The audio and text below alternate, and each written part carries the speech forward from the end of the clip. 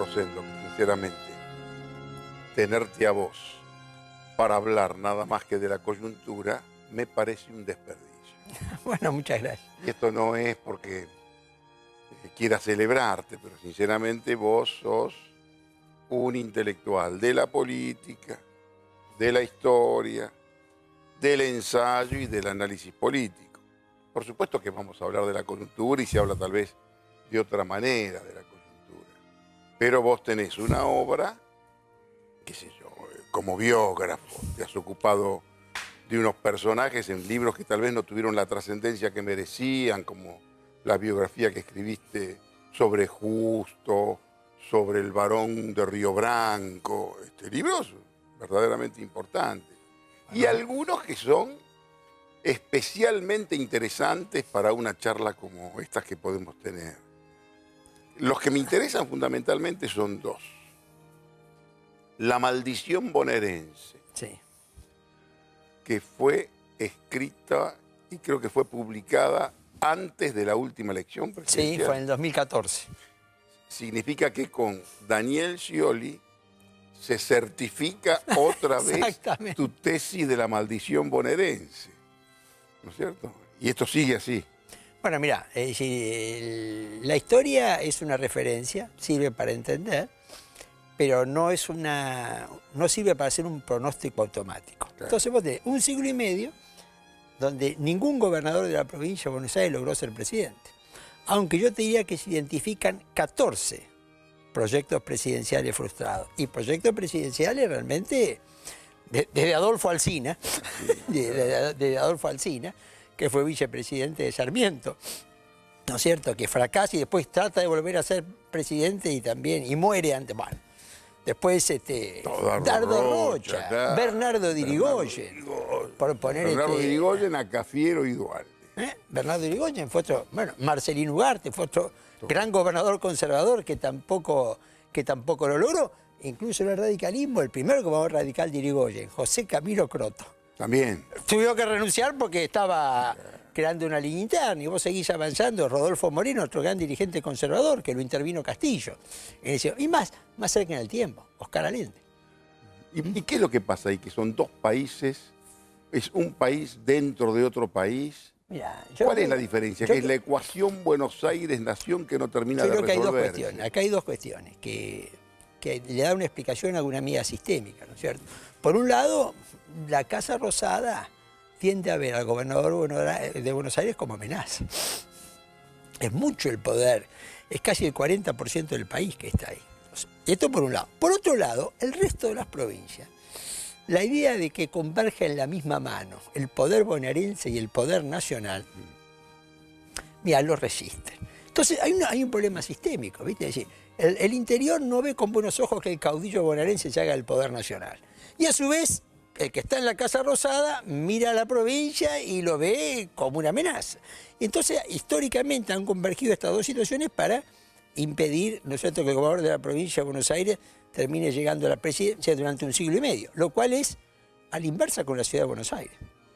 Desde que se elige jefe de gobierno en la ciudad, llevan dos. 2 sobre 3 han llegado a la presidencia. Entonces, esto no quiere decir que Vidal, por ejemplo, no pueda ser presidente. Lo que quiere decir es que no es fácil, ¿no es cierto? Y que hay que sortear obstáculos importantes. ¿A vos te parece que lo sabe Vidal esto? Absolutamente. ¿Sabe? No me cabe duda que lo sabe. Yo la veo a ella muy inteligente cuando ella incluso, por supuesto que es un argumento electoral contundente, cuando dice, no, yo no vengo para ser presidente, yo quiero defender los intereses de los bonaerenses, y cuando plantea esta cuestión económica, por supuesto que también tiene una fuerza electoral muy fuerte y todos los gobernadores, por supuesto que con su reacción complementan su argumento. No, absolutamente, ¿no? Digamos, y todo esto irá hacia adelante.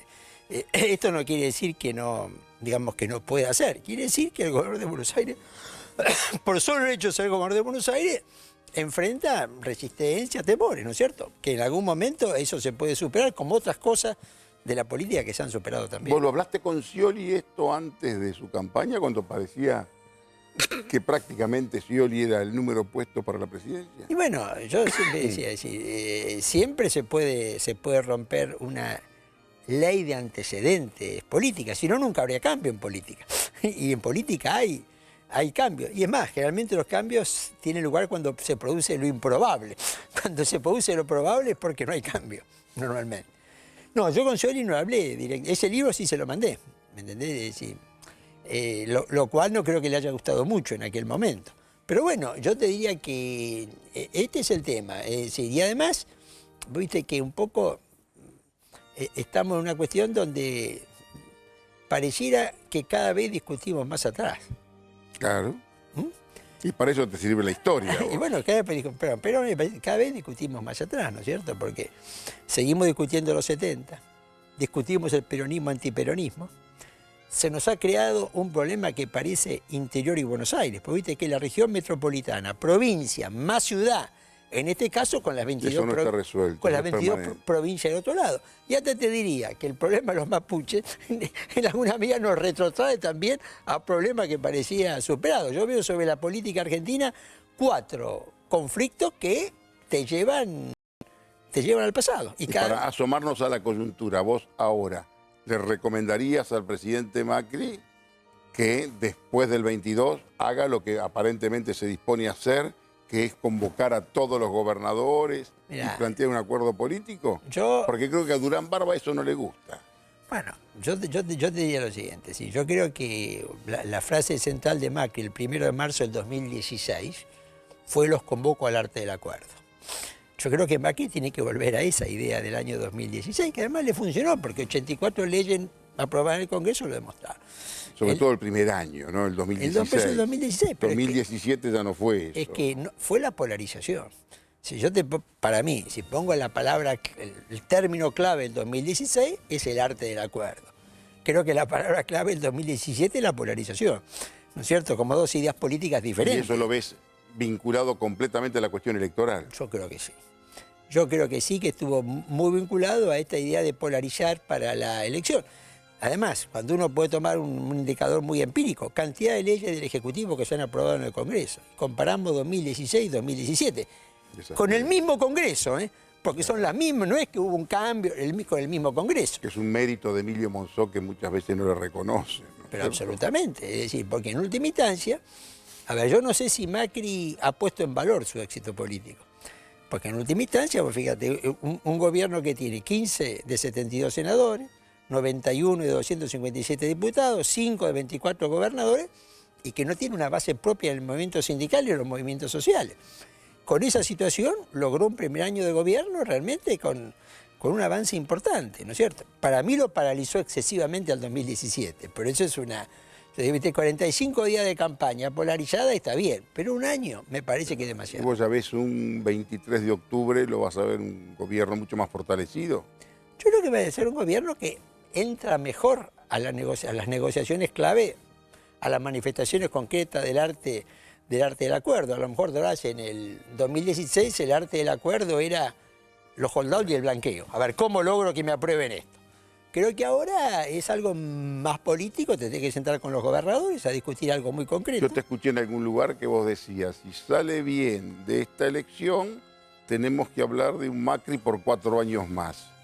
Si no sale bien de esta elección, de pronto 4 años era la frontera, el límite. A ver, en algún lado lo dijiste, yo no sé dónde. Yo lo planteé así, mira. De las últimas 7 elecciones presidenciales, la previa a la presidencial, 6 sobre 7 anticipó lo que pasaba en la presidencial. La única excepción es el 2009. El 2009, te voy a decir, pierde el kirchnerismo y gana el 2011. Excepción que tiene explicaciones, pero... Entonces, ¿qué es lo que pasa? Esta elección de la previa a la presidencial en la política argentina tiene un efecto político importante. Ejerce influencia política hacia adelante. No es Estados Unidos, donde vos perfectamente es muy común perderla de medio mandato y ganar la presidencial. Estos antecedentes no crean pronósticos, sino que crean percepciones. Y de un gobierno que pierde la previa a la presidencial, se lo ve como un gobierno que queda... débil. O que queda 4 años. Si la gana, se lo ve como uno que puede quedar 8. Después las cosas pueden ser distintas. Pero ese es el marco de referencia. Ganando en el medio mandato, se lo ve a Macri como alguien que puede estar 8 años. perdiéndola se lo ve como un Ahora, presidente de 4. ¿a vos te parece que esta es la última elección que tiene, digamos, como atributo el efecto comparativo? Es decir, la presencia de la doctora, la presencia insistente del kirchnerismo, que hace que prácticamente se lo prefiera incluso por parte de aquellos que encuentran muchas fragilidades en este gobierno, pero dicen, ante el riesgo... Y a mí me da la impresión de que no va a ser tan fácil ir a la elección presidencial. Primero, cuando vos vas a una reelección, llevas 4 años de gobierno. Cuando llevas 4 años de gobierno, viste, ya el tema de la herencia recibida, todo eso se hace más difícil. Juzgás 4 años de gobierno. Hasta esta te alcanza. Hasta esta te puede alcanzar. Sobre todo porque tenés a la doctora muy activa, muy presente. Yo tiendo a pensar, en política nada es absolutamente seguro, que es más probable que el kirchnerismo decline. La política son procesos, no instantáneos. Si Cristina, perdiendo la provincia de Buenos Aires, va a seguir en la política, no va a desaparecer de la política. Seguramente lo hará con menos fuerza. ¿Y vos le recomendarías a ella que se fije como límite la gobernación de la provincia de Buenos Aires en el 2019? A mí me parece un poco Porque yo lo prematuro. escuché eso. O sea, a mí me parece ¿no? un poco prematuro. No sé si fijarse límite, ¿no es cierto? Dentro de ese, no sé, no lo veo como, ¿no es cierto? Pero bueno, no me parece que le ayude en este momento eso. Entonces, a ver si coincidís conmigo. Es la última elección que se puede utilizar la diabolización del kirchnerismo. A mí me da la impresión... Porque vos mirás la foto de hoy. Macri en inauguraciones, y nadie se lo reprocha, porque en campaña electoral sale a inaugurar por todas partes y nadie le dice absolutamente nada, porque hoy tiene el viento de cola de la política además, a su favor. Los que podrían decir también lo han hecho. Por supuesto. Entonces... Por supuesto, pero bueno, nadie se lo reprocha.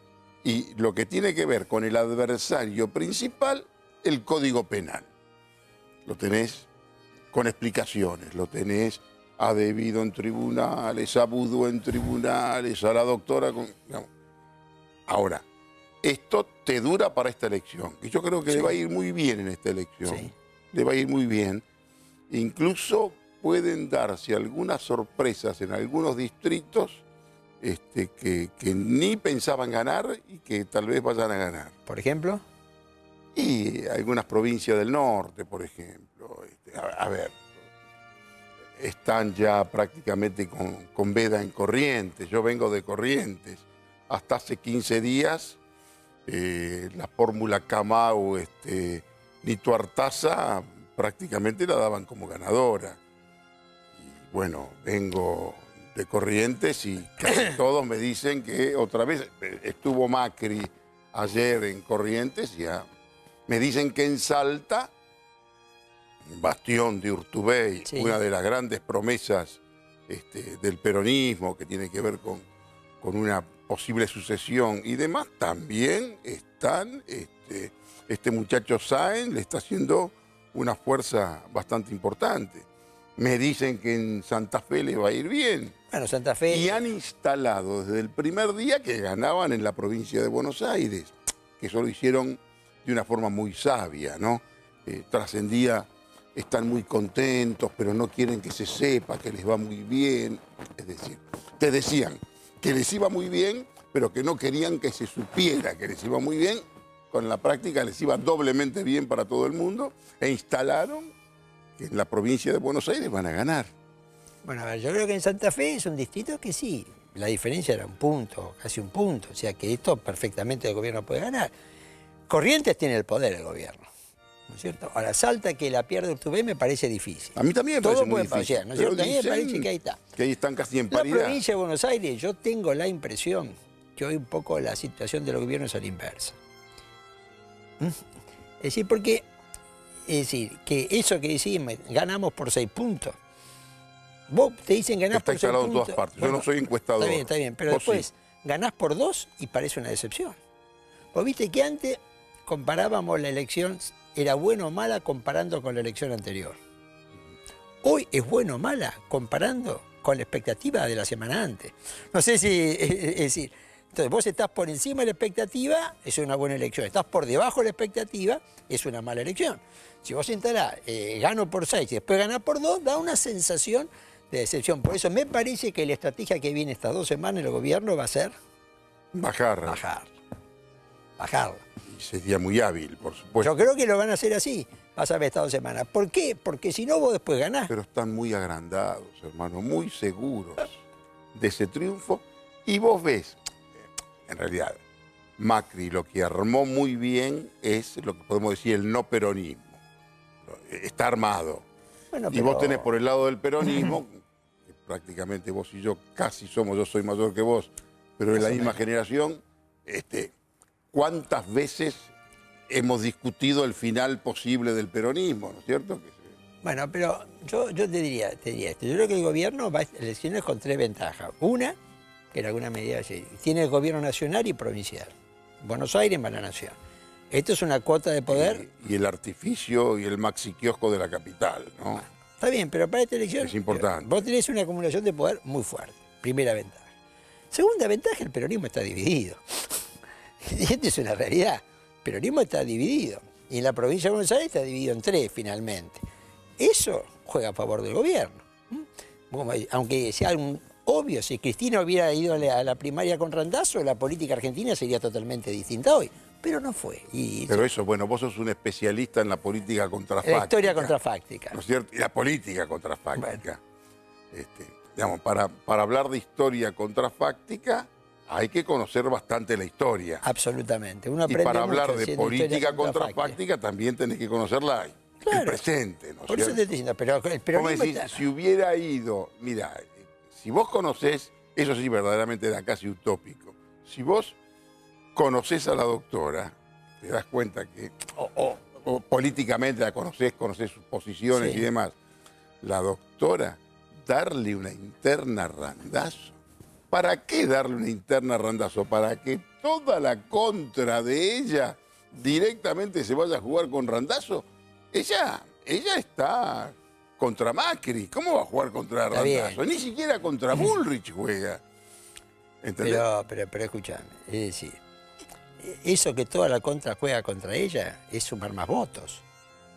Pero por supuesto, si ella ocupa la centralidad en adversidad. Ella cuando dice, gané por 20.000 votos, dice, sin haber pisado un set de televisión, es verdad, pero es falso, porque en todos los programas de televisión hablaban nada más que de ella. Está bien, ¿no es pero escúchame, en última instancia en política las cosas se miden por el resultado, más allá de toda la teoría.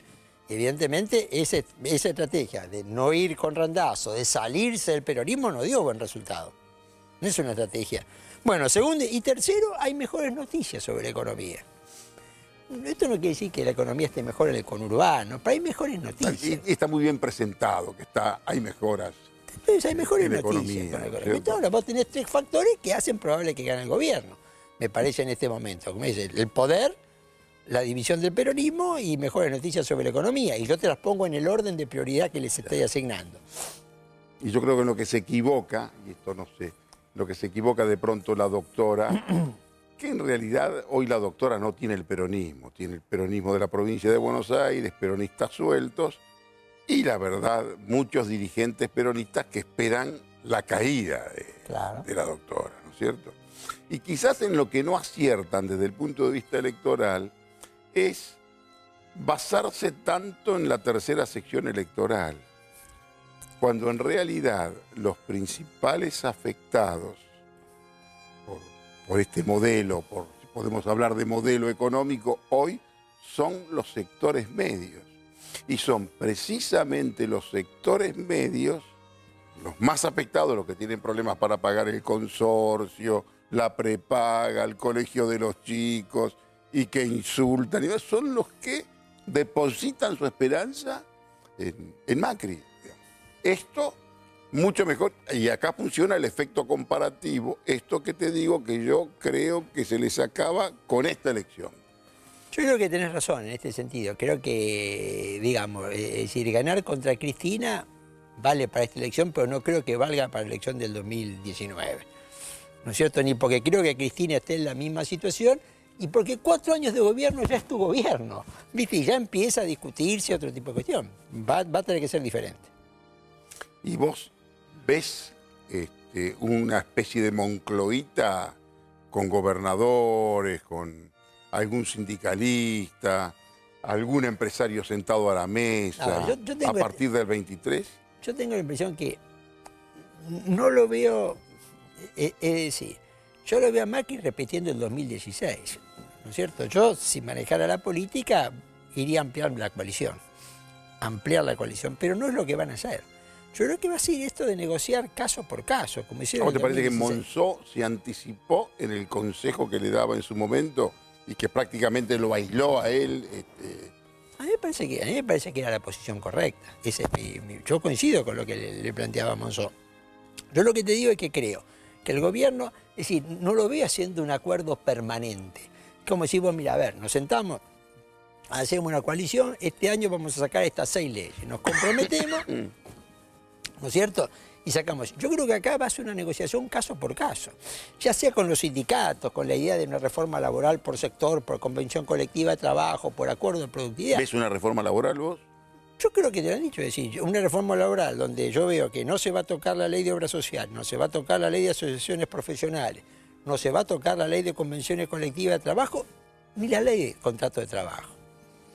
Ahora, si vas a hacer acuerdo de productividad, vas a hacer un blanqueo laboral, una participación de las obras sociales en un seguro nacional de salud, unas pasantías, sí, eso vas a hacer, ¿no es cierto? Pero me da la impresión de que es algo, viste, en el sector empresario se compara con la reforma laboral brasileña. Y lo primero que te dice el gobierno, nosotros no vamos a hacer una reforma laboral brasileña. Yo creo que sería absolutamente inviable. Y entonces lo que vas a hacer es vas a negociar... No se banca una manifestación. Vas a negociar determinadas cuestiones con el sindicalismo. Me parece que eso es lo que va a hacer el gobierno. No lo veo un acuerdo marco, no lo veo al gobierno en eso. ¿Y ves un avance sobre determinados sindicatos? Puede ser, pero no lo veo enfrentándose a llamémosle a la corporación sindical.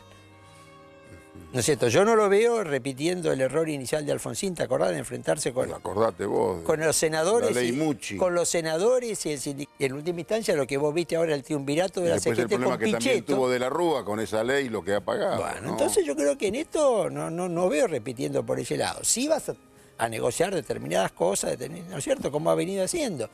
Y me parece que ese es el punto, esa idea, ¿viste? Y además, del otro lado van a la negociación, así como Macri va a la negociación, ¿viste? Con un éxito electoral, del otro lado te están mostrando que el peronismo, ¿viste? Reunifica bloque para negociar, que a su vez la CGT va al Senado para acordar y también del otro lado están reuniendo fuerzas para esa negociación. Y es la primera vez que lo que podemos decir, un centro derecha o sectores conservadores asociados a la Unión Cívica Radical y también, pero es la primera vez que un sector de derecha directa o centro derecha, la palabra derecha nadie más la quiere utilizar porque semánticamente todo el mundo la condena, pero digamos, un gobierno que por lo menos desde el punto de vista de la oralidad está por el libre mercado. En cualquier diario del mundo se interpreta a Macri como un gobierno de centro derecha. Claro. El único lugar donde no... Acá no. Acá. Pero vos lees cualquier nota en cualquier país del mundo, te dice gobierno de centro derecha. Ahora, este gobierno de centro derecha, digamos, la centro derecha en la Argentina, ¿cuántos golpes militares estudiaste vos? 5, 6, todos. Hubieron 6 exitosos. 6 exitosos, que terminaron todos mal en un país donde todo termina mal, donde prácticamente todos los procesos, es una de las sentencias mías que yo quisiera sinceramente superarla y no repetirla más, pero desde que yo soy chico, todos los procesos terminaron para el demonio, ¿no es cierto? Ahora, es la primera vez que estos sectores llegan al poder, por lo menos al gobierno, en elecciones democráticas. Sí, yo creo que es así. ¿Y a vos te parece que esto para mí es absolutamente innovador? Mirá, yo creo que la situación es totalmente nueva desde varios puntos de vista. Es decir, es la primera vez que llega a la presidencia un empresario por el voto. Es la segunda vez que llega un hombre simbólicamente rico, que es otra cosa, no es exactamente lo mismo. El otro fue Marcelo T. de Alvear. que era simbólicamente rico. Otro momento histórico. Bueno, todos pero quisimos repetir eso. Está bien, pero por eso es la Ese segunda modelo. segunda vez que llega un ingeniero. Porque el otro fue Agustín P. Justo, que era ingeniero civil, aunque él ¿cierto? Era militar. Primera vez que llega a la política alguien que lo proyectó el deporte. ¿Correcto? Es decir, entonces hay varias singularidades, Genet. Bueno, desde que está el peronismo es la primera vez que llega a la presidencia, desde más atrás, digamos. En realidad, yo diría desde el año 16, 1916, es la primera vez que llega alguien que no viene ni del Partido Radical ni del Partido Peronista. Y de pronto es la primera elección donde ni los radicales ni los peronistas tienen, o que tienen muy poco que ver hoy. Bueno, a mí me parece que el radicalismo está en una situación compleja, ¿no es cierto? Integra la coalición de gobierno, pero con una cuota de poder limitada. Ahora, el peronismo, ¿viste? Acá hay un espacio de oposición, yo al peronismo, ¿viste? Por más que no tenga un líder, y para ser líder del peronismo hay que llegar a la Casa Rosada, porque si no, no sé, es líder. La cosa se vertebra de Ser arriba candidato abajo. a presidente no es ser líder del peronismo, es esto. Entonces mete con el peronismo, pero tiene instinto de poder, aunque no tenga liderazgo. Por eso te digo que esta semana, cuando ves el tío de la CGT con Pichetto, esto y el otro, estás viendo que el peronismo empieza también, ¿no es cierto?, a reunir fuerzas para la negociación que viene. Y vos los ves, la verdad, se los ve más cerca de Macri, que este es uno de los problemas que tienen, mucho más cerca de Macri que de la doctora en cierto modo. Totalmente. Los ves en las reuniones y en los armados que se hacen, que en realidad, y acá se nota en el peronismo, por ejemplo, la ausencia de un cafiero, de alguien que más o menos pueda sintetizar todas las posiciones y establecer alguna especie de síntoma de renovación y demás. Hoy no existe ese personaje, no existen esas políticas, y hoy hay una doctora ahí sola que pelea,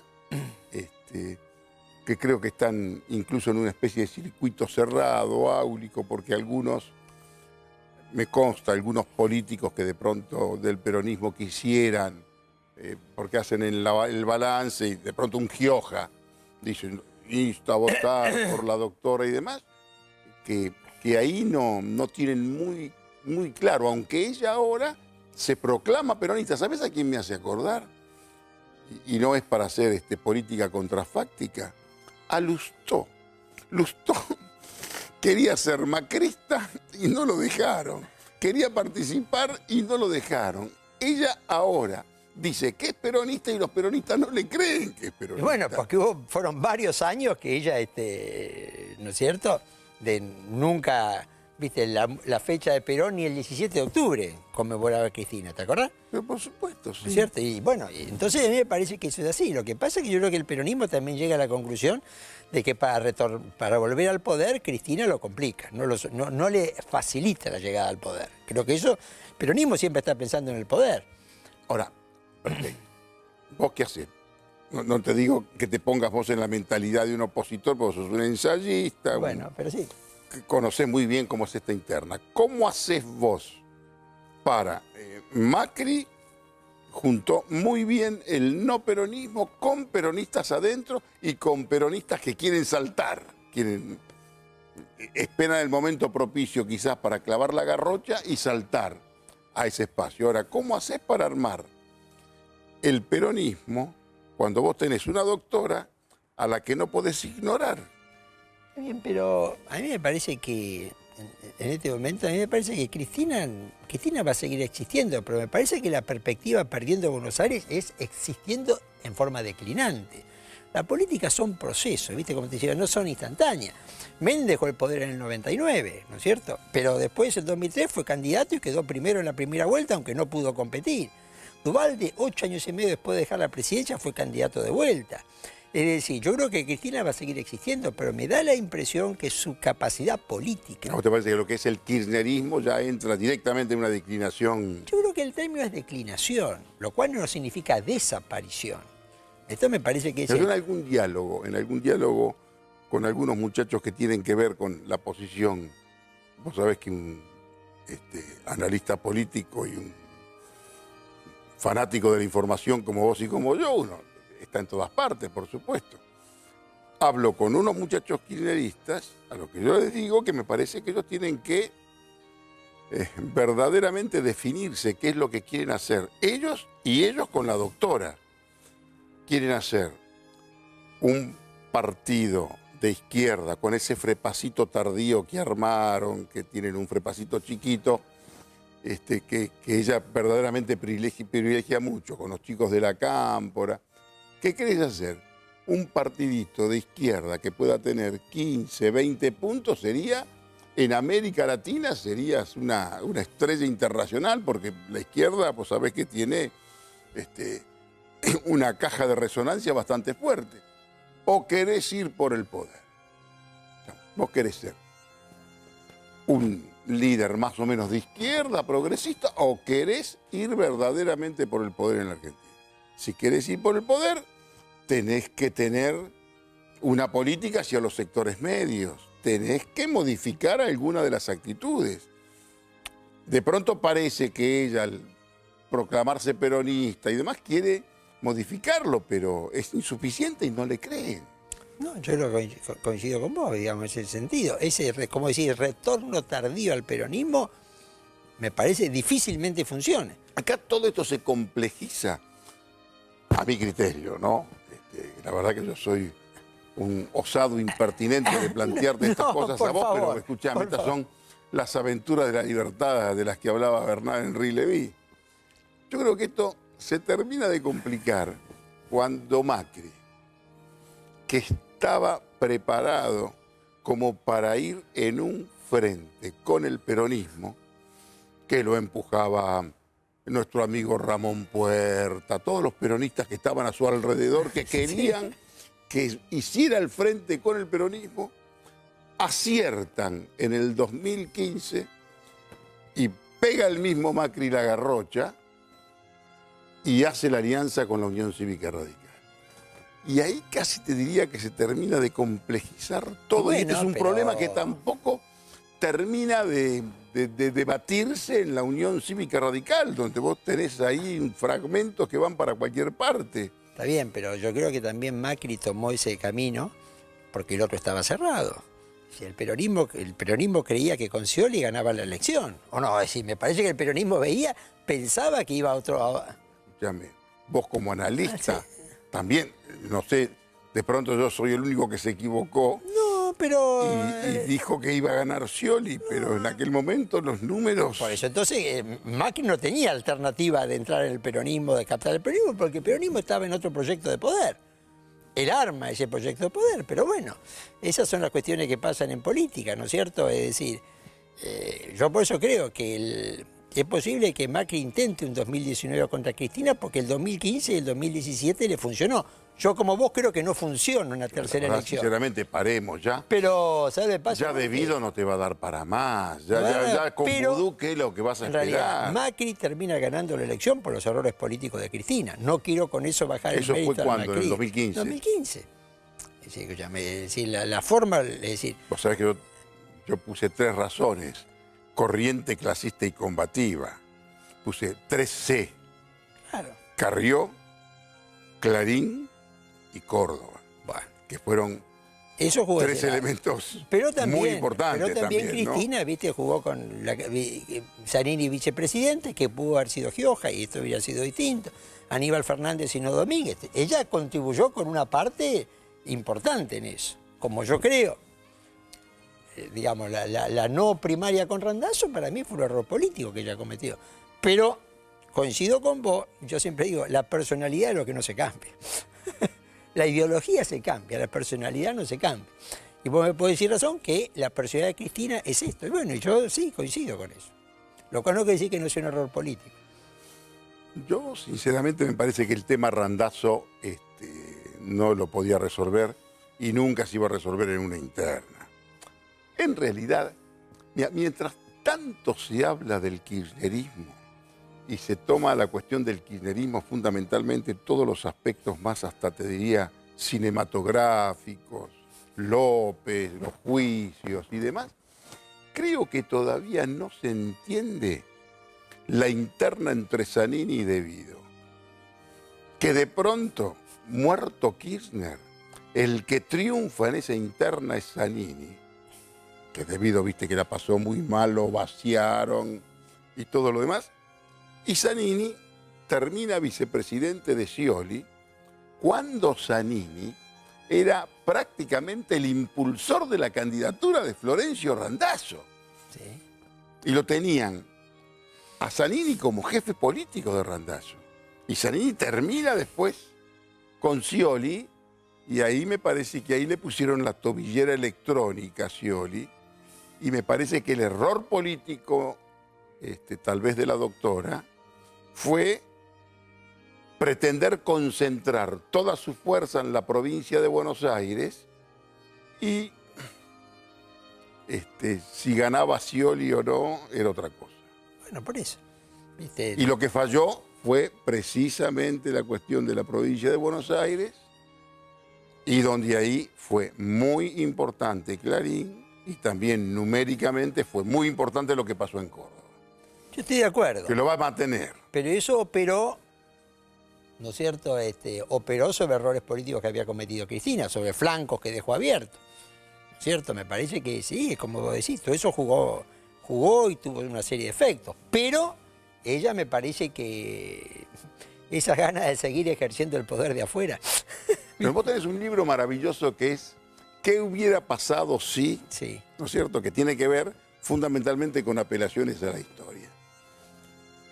¿Lo podemos intentar de pronto en la política y en la política reciente? Absolutamente.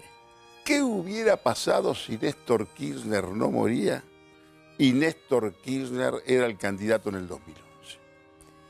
Mirá, yo creo que en el 2011 ganaba. Ganaba Kirchner. Yo te voy a decir, no voy a simplificar. Para esta cosa contrafáctica, si vos querés. Con Kirchner presidente. No, ganaba. ¿Había pelea con Mañeto? Yo creo que la pelea empezó con Kirchner. No, empezó con Kirchner cuando Kirchner ya no era presidente. Está bien, pero empezó con Kirchner, yo creo eso, ¿no? Que después Cristina profundizó, puede ser, pero empezó con Kirchner, me parece. ¿Con Kirchner presidente había conflicto con el campo? A mí me parece que, es decir, vos ¿qué me dijiste? Kirchner el 2011 era presidente. Yo juego con vos, el No, especialista en contrafáctica sos vos. Pero ¿qué es lo que pasa? ¿Por qué el 2011 yo creo que Kirchner hubiera sido presidente? Porque la recuperación económica 2010-2011 fue fuertísima. ¿Te acuerdas? El 2009 fue la crisis, el gobierno perdió, pero 2010-2011 tuviste una fuertísima recuperación económica. Por eso creo que Kirchner hubiese sido presidente si era candidato el 2011. ¿No es cierto? Como Cristina ganó con el 54% de los votos. Y con Kirchner presidente, ¿a vos te parece que esa deriva que tiene que ver con Cristina, del ir por todo, las peleas, toda esa cosa que tenía que ver con los holdouts, bueno, pero la fragata en Ghana, todas esas locuras que pasaron que fueron... Está bien, pero vos fíjate que en el conflicto del campo, Kirchner fue protagonista. Néstor Pero estuvo. Me parece, de pronto, esto es, que el tipo, desde afuera del poder, lo aceleró. A mí me cuenta una garganta muy buena que tengo, que estaba Kirchner con este amigo mío en Olivos, mientras Lustó leía lo que iba a ser la resolución 125 y demás. Y me cuentan que a Kirchner no le gustaban los muchachos lindos, despreciaba todo tipo, Pintón y demás, todo tipo de cosas, decía, uy, ¿en qué quilombo nos va a meter este pendejo? Uy, qué barbaridad lo que está diciendo este pibe. Después el tipo agarra todo ese... Pero estaba él afuera ya del poder, ¿no es cierto? Sí, pero a mí me parece que Kirchner tenía un grado de influencia importante en el poder. No era un observador en el poder. ¿No es cierto? Y hay momentos muy críticos donde él juega un papel. Yo creo que en esa crisis, por verdad que hubo dos momentos que el gobierno estuvo al borde de la renuncia.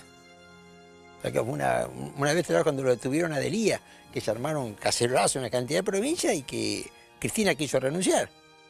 ¿No es cierto? Y la otra fue el día de la votación del Senado. Ese día Kirchner quería que renunciara. Claro, fue al revés, ¿viste? Kirchner quería que renunciara el día del Senado y él la paró cuando aquel episodio que, viste, casi lo hace en todo el país y qué sé yo. Pues fíjate, ahora, Kirchner estaba ahí operando, jugando un papel muy importante. Sí, no, por supuesto. No, no, viste, Me no. acuerdo.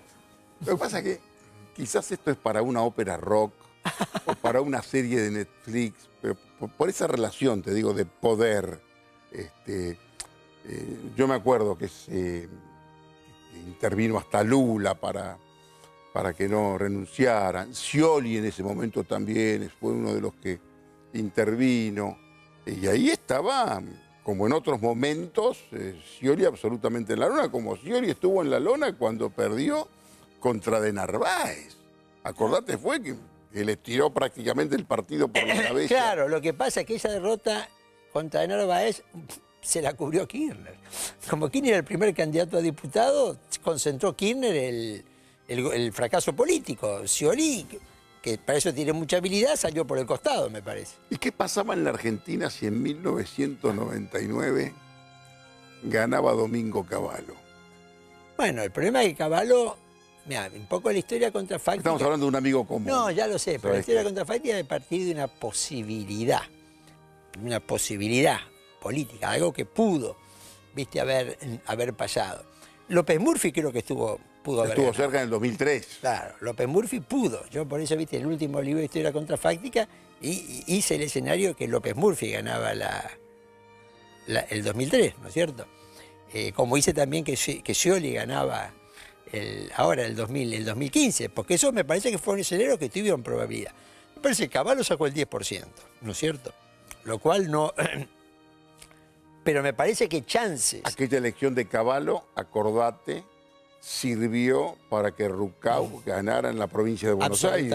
Absolutamente. ¿Cierto? Absolutamente. Pero era difícil, me parece, en aquel momento todavía la Y si candidata- ganaba Dualde, ¿qué pasaba?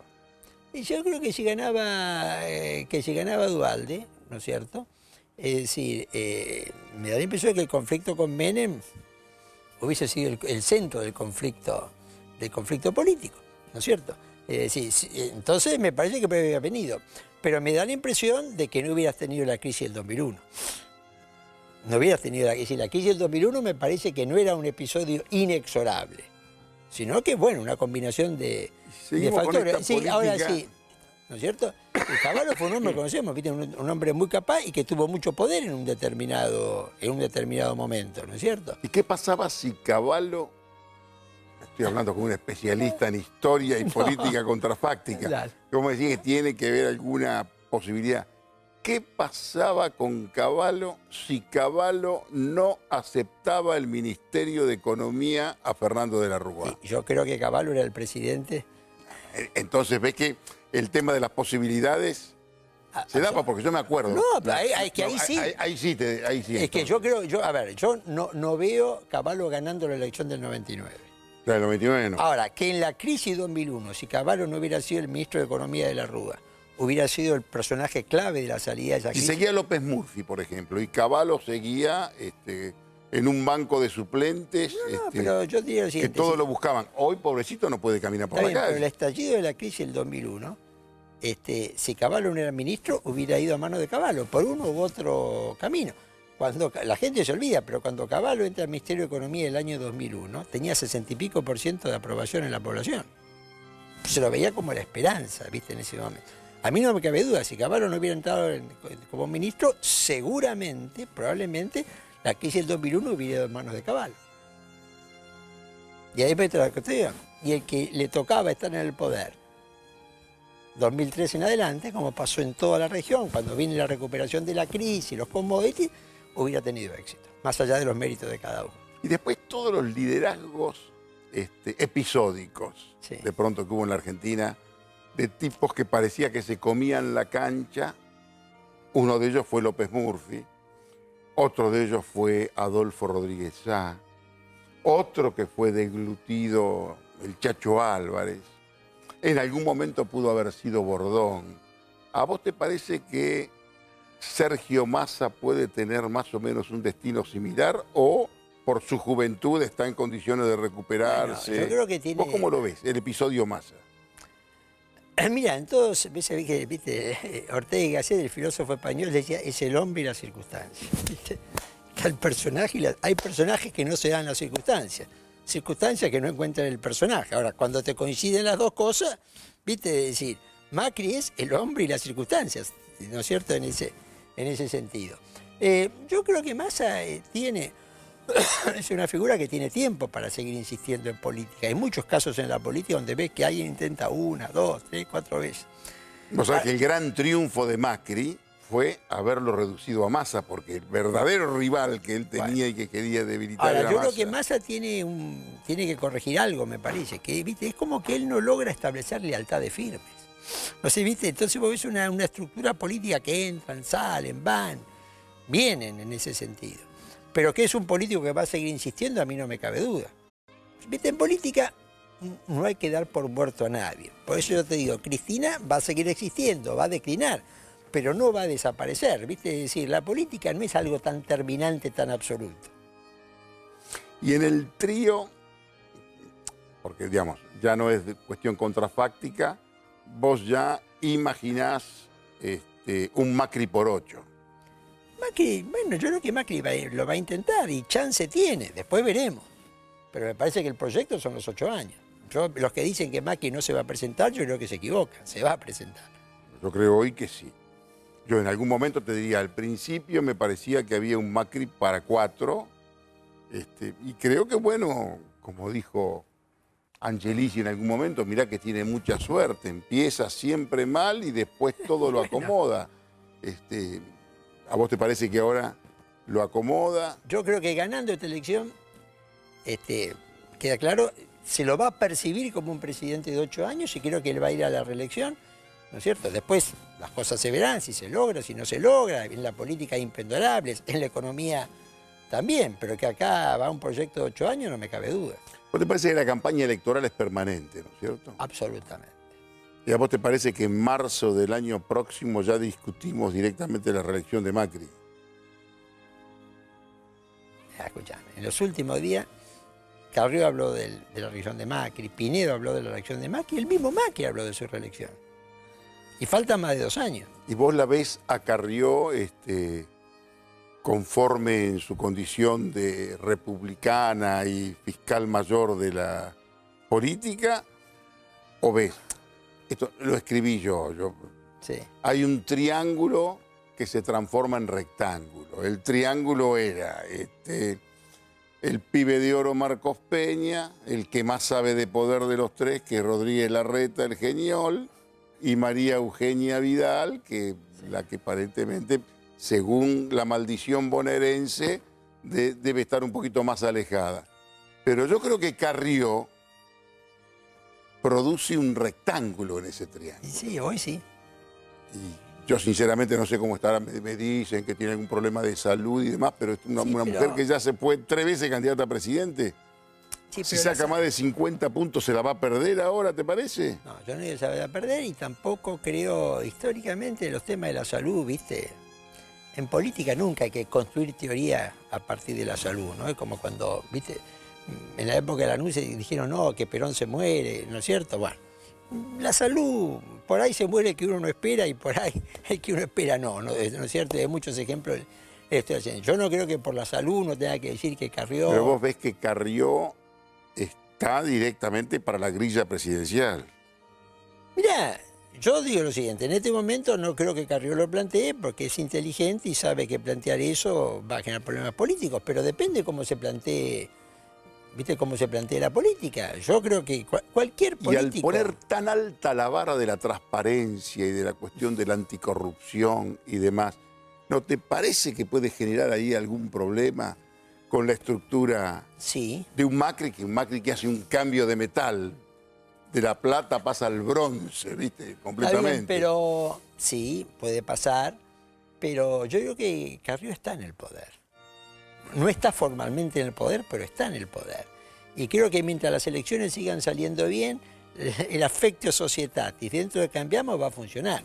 No sé si las cosas empiezan a andar mal o se complican, si eso se mantiene. Las cosas se complican. Mira, el gobierno tiene la pelota atada al pie con los tableros de control, la Big Data, los focus, con toda la genérica vaguedad. El único problema que tiene es cuando tienen un problema. cuando aparece un problema nuevo, Bueno, y problemas que aparecen puede ser siempre. Maldonado, Sí. puede ser una muchacha que de pronto la quieren sacar y se meten en los problemas pasionales de su familia y demás, y que se meten en algún torbellino que no saben cómo salir, ¿no es cierto? Exactamente, pero mientras sean esos problemas me da la impresión, ¿no es cierto?, de decir que esos problemas la oposición no está en capacidad de capitalizarlos, que es el otro punto, ¿cierto? Y en el semillero del peronismo, ¿qué es lo que estás viendo vos? Yo no veo, mira, yo te digo lo siguiente, si el peronismo en esto es muy claro, ¿viste? Es decir, Menem no era el candidato probable, Kirchner tampoco era el candidato probable, ¿viste? Los líderes más importantes del peronismo contemporáneo no eran los candidatos probables, ¿no es cierto? Y bueno, por eso yo digo que hoy dentro del peronismo no es fácil pensar de que quién va a ser en ese momento. Yo lo que creo es que ha cambiado en los últimos tiempos ¿viste? El tema del poder, y hoy un intendente, como pasó con Massa, puede tener más allá que Massa no ha llegado. Ahí tienen un pretexto los muchachos, no aparece nadie porque está la doctora. Y le digo, muchachos, no, de pronto no justifican una especie de desierto, que en realidad no aparece nadie porque no hay nadie. Exactamente, pero por supuesto. Y porque también un poco lo que puedo decir, yo creo que la idea del gobierno de tener a Cristina enfrente es una idea que estratégicamente le funciona. Pero, viste, la política, la emergencia de una figura se te da a veces en forma sorpresiva, a veces por razones circunstanciales y a veces parece el que no te parece en ese momento. Muy bien, está bien, perfecto. Yo coincido con vos, coincido pero plenamente en esto. Me parece que va a estar mucho más entretenido. Me parece que vienen momentos de un entretenimiento para los analistas políticos bastante importante y con mucho espacio para